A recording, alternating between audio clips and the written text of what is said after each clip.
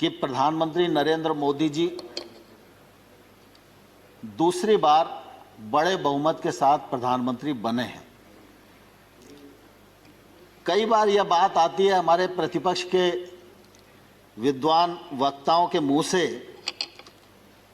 कि भाई आप तो ये कहते हैं कि सब मोदी जी की सरकार ने किया है और बाकी पिछली सरकारों ने कुछ भी नहीं किया। मैं इस मामले में ध्यान दिलाना चाहता हूं और यह कहना चाहता हूं कि इस प्रकार का आरोप लगाना उचित नहीं है। नरेंद्र मोदी जी ने सेंट्रल हॉल के अपने पहले भाषण में, जब उनको नेता पहले कार्यकाल में चुना जा रहा था तब भी, और 15 अगस्त के लाल किले से दिए जाने वाले उद्बोधन में भी उन्होंने यह कहा था जोर देकर कि मेरे पूर्व की जितनी सरकारें हैं उन सब सरकारों का योगदान देश के विकास में अपने अपने समय पर रहा है। और इसलिए इतनी बड़ी लोकतांत्रिक यात्रा और इतना बड़ा देश और उसकी प्रगति, उस मामले में ऐसा सोच न तो नरेंद्र मोदी जी का है और ना ही नरेंद्र मोदी जी की सरकार का है और ना आने वाले कल में रहेगा। लेकिन स्वाभाविक रूप से यह तो सच है कि जो काम नरेंद्र मोदी जी के कार्यकाल में होगा, जिस ऊर्जा से होगा, जिस गति से होगा, जिस पारदर्शिता से होगा, जिस दृढ़ संकल्प से होगा, तो उसका उल्लेख तो हम लोग भी करेंगे और आप भी हाउस में नहीं करोगे, लेकिन व्यक्तिगत बातचीत में तो आप सबको भी एहसास होगा ही कि ठीक हो रहा है। तो इसलिए इस प्रकार का सोच मुझे लगता है उपयुक्त नहीं है। प्रधानमंत्री नरेंद्र मोदी जी की सरकार गांव, गरीब और किसान के लिए पूरी तरह प्रतिबद्ध है और आने वाले कल में भी प्रतिबद्ध रहेगी। मैं गांव से ही अपनी बात को शुरू करना चाहता हूं। आपको ध्यान होगा जब 13वां फाइनेंस कमीशन आया था, उस समय फाइनेंस कमीशन की रिकमेंडेशन के अनुसार मंत्रिपरिषद जो तत्कालीन थी उसने मंजूर किया था कि देश की 2.5 लाख पंचायतों को 65,000 करोड़ रुपया 5 साल में मूलभूत की राशि उपलब्ध कराई जाएगी। मोदी जी की सरकार आई तो 14वें फाइनेंस कमीशन की रिपोर्ट आई। फाइनेंस कमीशन ने रिकमेंड किया कि पंचायतों को 2,292 करोड़ रुपया दिया जाना चाहिए।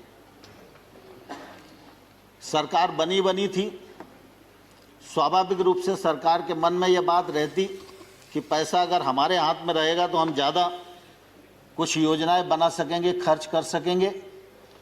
लेकिन उस समय मोदी जी ने दोनों रिकमेंडेशन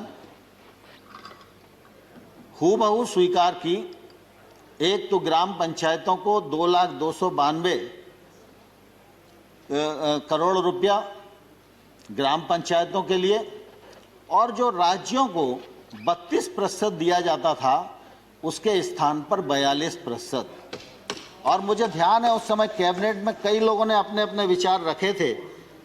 तो मोदी जी ने कहा था कि देखिए गांव का विकास करना है तो पैसा गांव में पहुंचना चाहिए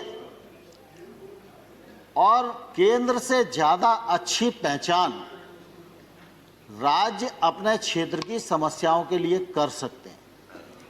वो समस्याओं के नज़दीक हैं, निराकरण उनके हाथ में है और अगर पैसा उनके पास रहेगा तो वो अच्छी योजनाएं बना सकेंगे और जब राज्य आगे बढ़ेंगे तभी देश आगे बढ़ेगा। इस भावना के अंतर्गत 32 से 42% पैसा उस समय देना स्वीकार किया था।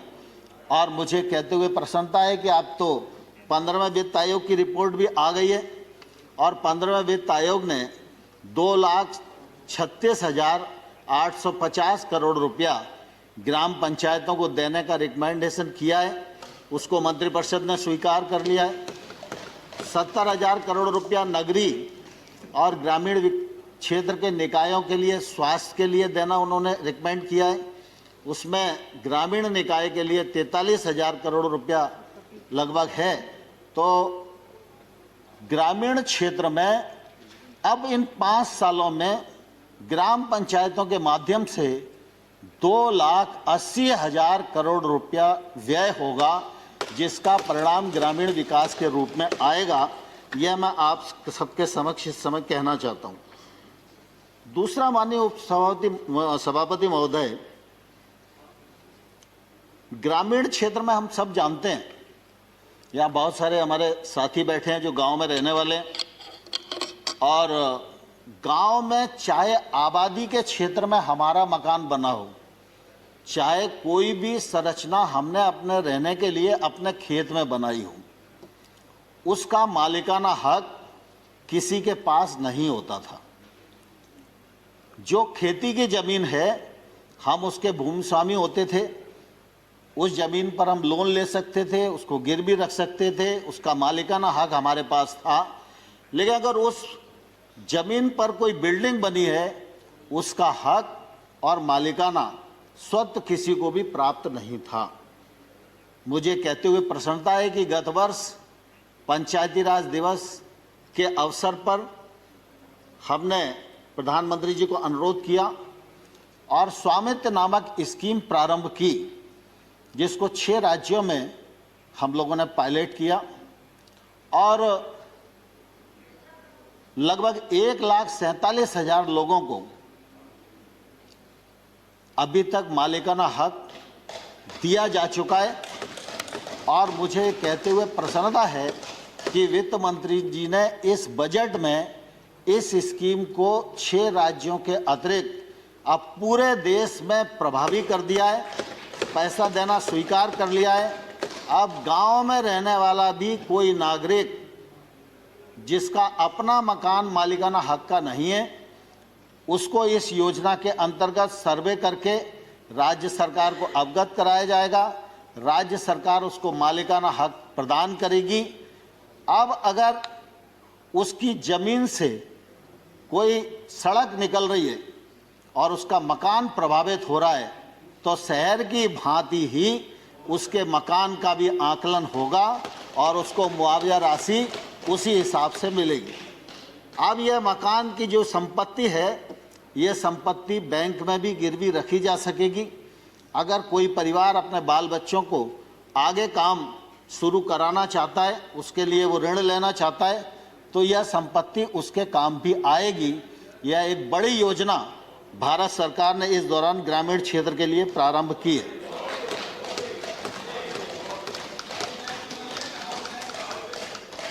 दूसरा, माननीय सभापति महोदय, मनरेगा, यह तो सच है कि आप सबके कार्यकाल में प्रारंभ हुआ। फिर यह भी बात कही जाती है कि कुछ लोग कहते थे कि मनरेगा गड्ढों वाली योजना है।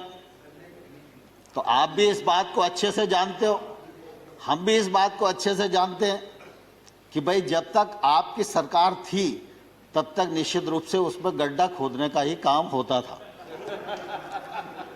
लेकिन मुझे कहते हुए प्रसन्नता भी और गर्व भी है, शुरुआत आपने की, लेकिन उस योजना को परिमार्जित हमने किया। और आज मैं यह गर्व के साथ कह सकता हूं कि मनरेगा के अंतर्गत बनने वाली लाखों जो संरचनाएं हैं, उनको जियोटैग करने का काम किया। मनरेगा के मजदूर को उसके अकाउंट में पैसा जाए मजदूरी, केंद्र सरकार से यह सुनिश्चित किया। और मनरेगा बहुआयामी बने, बहुउपयोगी बने। मनरेगा सिर्फ लोगों को अकेला रोजगार देने का ही काम ना आए, रोजगार तो व्यक्ति को मिले ही, लेकिन ऐसी संरचना बने, किसी गरीब आदमी के यहाँ कैटल शेड बन जाए तो पशुपालन के लिए उसको काम आएगा, उसकी ताकत बढ़ेगी। छोटा मोटा गांव में तालाब बन जाए तो जल रुकेगा, उससे जल का संवर्धन होगा। तो मनरेगा को हम लोगों ने परिमार्जित किया, मनरेगा में निरंतर पैसे को बढ़ाया। और जब पिछले बार कोविड का संकट आया तो 61,000 करोड़ का बजट था, उस बजट को बढ़ाकर 1,11,500 करोड़ रुपया देना सुनिश्चित किया। तो मनरेगा के माध्यम से 10 करोड़ से अधिक लोगों को रोजगार मिला। 324 लाख करोड़ मानव दिवस सृजित हुए और मनरेगा के माध्यम से निश्चित रूप से जो ठीक उपयोग किया जा सकता था वो करने का प्रयास भारत सरकार ने किया।